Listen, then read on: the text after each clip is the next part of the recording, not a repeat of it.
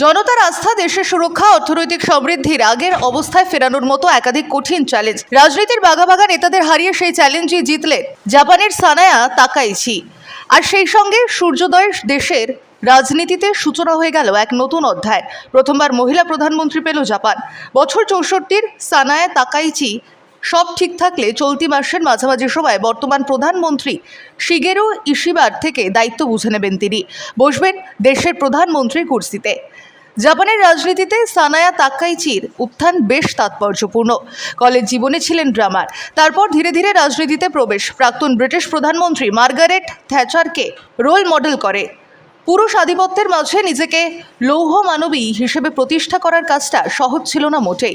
এই মুহূর্তে জাপানে ক্ষমতাসীন লিবারাল ডেমোক্রেটিক পার্টি বা এলডিপিতে তাকাইচির মতো যোগ্য নেতার সংখ্যা নগণ্যই। তাই দলীয় ভোটাভুটিতেও নিজের দলের দুজনকে হারিয়ে তিনি দেশের প্রধানমন্ত্রী পদটি ছিনিয়ে নিয়েছেন।